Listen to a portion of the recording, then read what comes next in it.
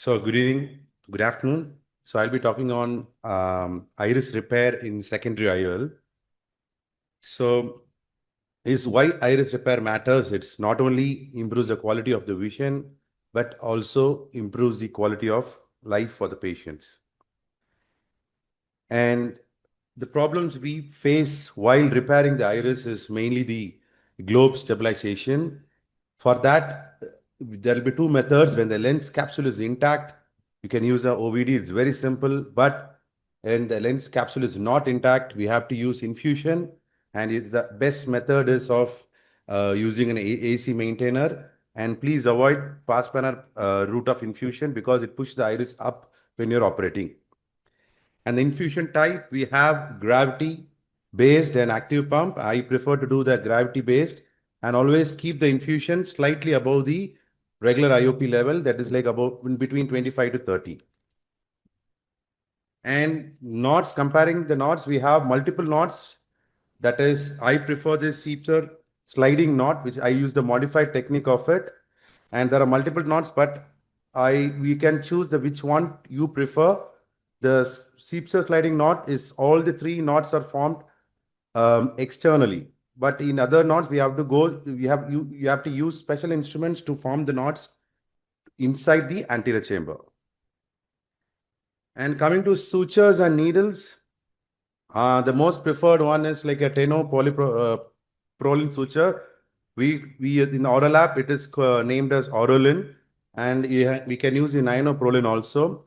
And the 13 length needle is used to take the bites through the sclera, iris, and come out through the limbus.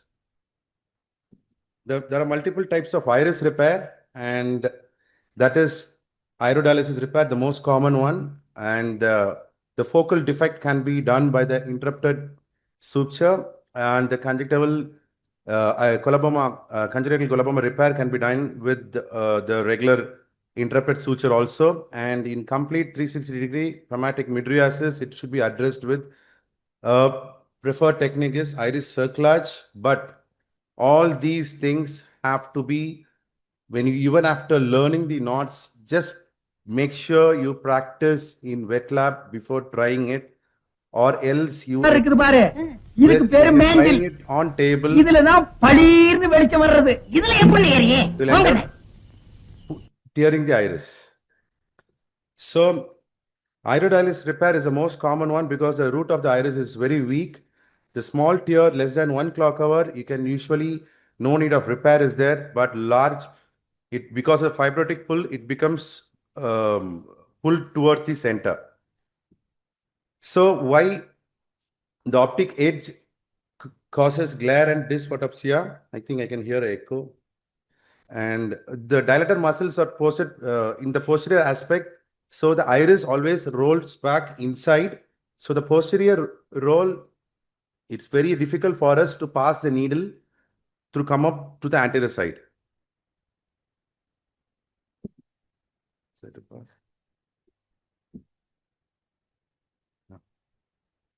So this is a few cases I'll show now. This is a case of iridiolysis, traumatic iridiolysis with traumatic cataract.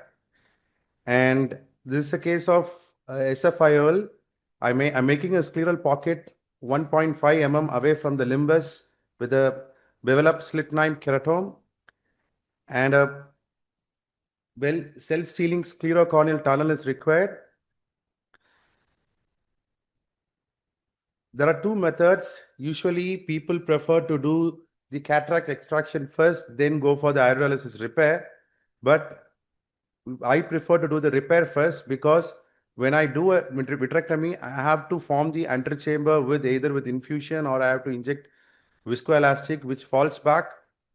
So a scleral groove is made 1.5 mm away from the area of zonal dialysis just to bury the knots inside the groove.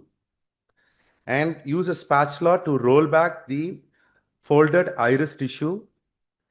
And Ninoprolin suture, which has double arm. So don't cut the thread in between. So now this is a 26 gauge needle which we use for using doing a capsulorhexis.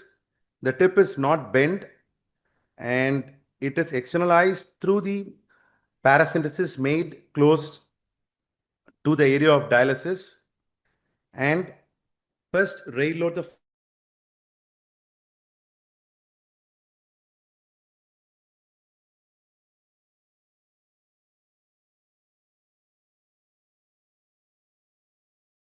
the first bite, and then through the same paracentesis externalize while rail loading through the viscocannula, because if there's any incarceration of this minimal iris tissue or mainly the corneal tissue, you'll end up, you have you'll be getting locked there, and you have to cut the suture and you have to start back the procedure from beginning. So once that suture knots are externalized, trim it and pull the knots on either side. Then enter the antechamber. The cataract is lens is delivered out, and a proper anterior vitrectomy. Use a vitrectomy of the maximum possible cut rates available. It's like, you always, there was a question like, what IA mode and what cut IA. IA mode, when you go into the foot pedal position 1, irrigation and aspiration works, and when go to 2, the cutter works. Vice versa, in cut IA mode, when you press foot pedal position 1, cutter works, then the irrigation and aspiration works. So this is the handshake technique. I use a micro forceps to externalize both the haptic, and both the haptic are tucked into the scleral pockets made. And after both the haptics are tucked, the sclerotomy made is sutured with vicryl suture. Always make sure even the antechamber is forming, it's like self-sealing wound you have made. Still, in case wherever you have done a vitrectomy, you have to close the wounds with sutures.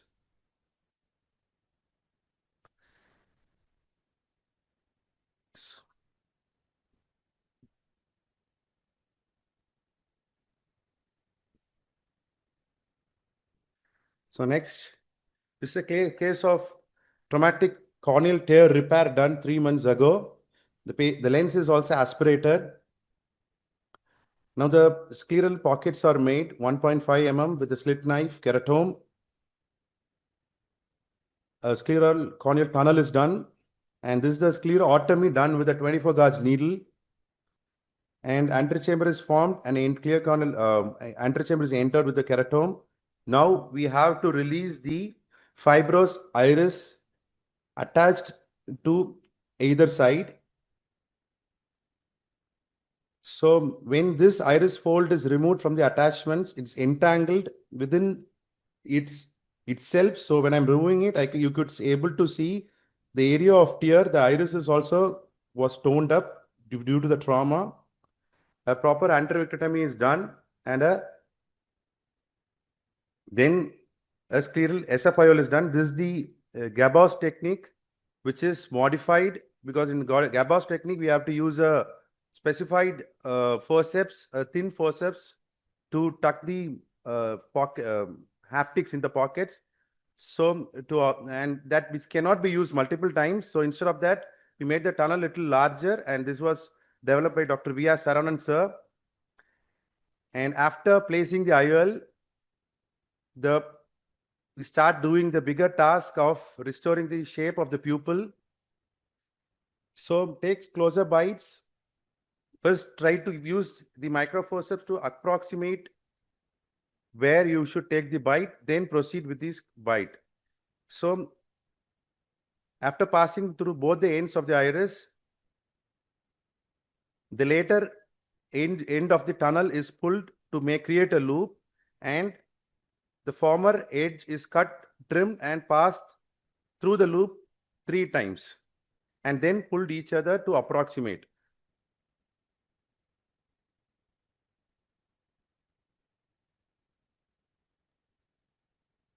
Always use minimal amount of viscoelastic, because how much ever visco you are injecting into the anterior chamber, it will fall back to the, after doing a vitrectomy, it goes into the posterior chamber which cannot be washed through anterior approach. We should need a posterior approach to wash the visco, or else it stays back and cause chronic inflammations. So 3 knots interrupted sutures were taken in the same similar fashion, and almost a near normal pupil is attained with the secondary IOL implantation. So this is another case where you can see PC rent on one side. That is partial support was there, and there was a pupilloplasty also is required in this patient. So I thought of doing simultaneously both with one suture end. So I named it like one thread wonder. So one arm of the double arm 9-0 Prolin suture is passed through the cornea and one part of the iris and comes out taking bites on both the end of the iris, and with the help of Hugel and Sook, a loop is taken out and one end of the haptic is looped 3 or 4 times. It's like a partial one-sided iris fixation with pupilloplasty. So the leading haptic goes into the sulcus first, and you can dial it, but the haptic where the loop is taken thread, you should not dial it because the loops will get released from the haptic. Now, with the help of McPherson, the haptic is placed in the area of that there is no PC support. Now, again, the former end of the loop is externalized for the modified sweeps sliding knot, and it goes through the loop 3 or 4 times. Minimum 4 times you should take for that single lock, and then pull it on either side. So both the things happens together, the iris fixation and the pupilloplasty. Once it tightened enough, so that when you want to get a perfect centered IOL, the bites you have to take as at the mid periphery. So for extra caution, I have taken a second loop to make the second knot also. And with the same needle, I did a pupilloplasty.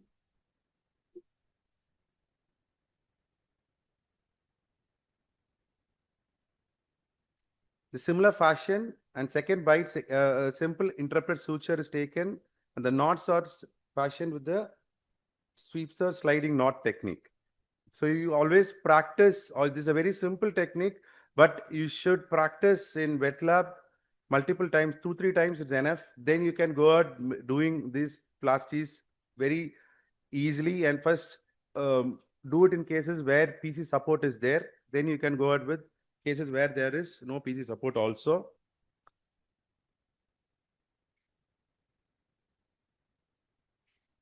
So next, this is a case of traumatic cataract, which is patient is left aphakic with iridiolysis of almost 2 to 3 clock hours. You can see the tenotomy is done on either side, 180-degree apart. I used to make 180-degree markings with the toric marker for the perfect centration of the IOL, which is fixed with the sclera. A scleral pocket is made 1.5 mm away, as we said earlier. So in all the cases, when you are not sure about the PC support, or in trauma cases especially, and when you have it should be in a history of trauma is there and minimal phacodonis is there, you won't be able to, you're not sure you'll be able to place the IOL. Always make sure you make these scleral pockets earlier, not the sclerotomy. And even if you get an adequate PC support, you could be able to place the IOL in the PC. Then you can leave the tunnels as such. You don't have to close it also, because sclerotomy is not done. So the iridiolysis is repaired with the double arm straight 9-0 Prolin. And in this case, because the superior side is, the tunnel is done earlier, the temporal side, this iridiolysis I have repaired, and I have made this as a clear corneal SFIOL. I'm injecting simultaneously. Microforceps will be placed kept inside the antechamber to catch the leading haptic. Then the trailing haptic is externalized with the handshake technique. If it is practiced, it's very simple. And after placing the IOL, you can able to see the pupillary margins. So even the patient get good vision, the quality of vision will be spared. So in these cases, always we should do a pupilloplasty because the optic edge margin should be covered with the iris. If iris tissue is present close to the pupillary margin, the bites are taken, but or before taking the bite, use microforceps to approximate both the ends so that how it comes after placing the suture, you'll be getting an idea. Then loop it and tie it. So this is the last case. I'll show one more case. So this is a case of iatrogenic trauma. The surgeon placed the IOL even after getting almost 6 clock hours of iododialysis. So you can, when I went into the antechamber, I could able to see the dialyzed iris is entangled within the haptics of the IOL, which is placed, which you can see now. So I have to dial because the PC is there intact. So I have to dial the IOL inside the capsular bag and to release the iris tissue, which is entangled within the haptics.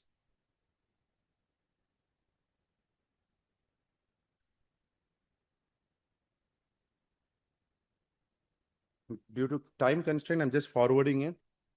So multiple bites, almost like 6. I used 3 sutures to take bites every 1 clock hours away.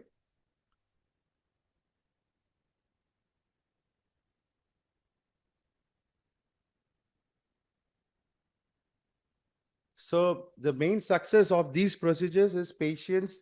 You should be patient enough. So you can see now 3 sutures has been taken out. Now almost it's coming in shape. And then all these suture ends are trimmed and tied. Like a similar fashion, like 3, 2, 1.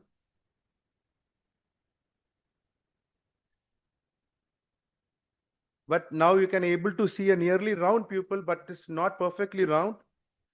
So it's not over until it's over perfectly. So after finishing the hydrolysis repair, I thought of doing a pupilloplasty also in this case.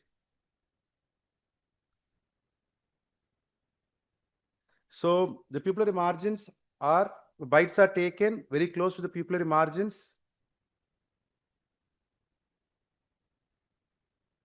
and tied.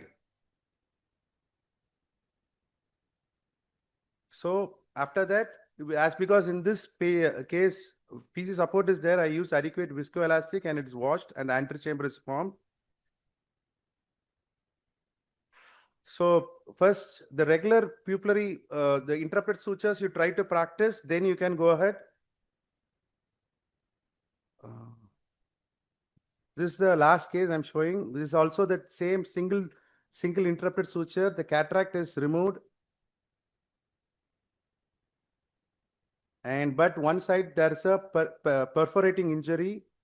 penetrating injury.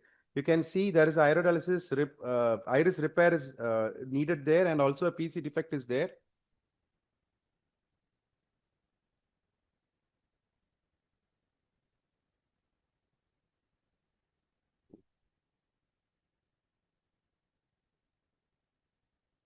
After removing the cataract, I could able to see some amount of vitreous prolapsing. Where you went through that area behind the PC and did a antervitrectomy.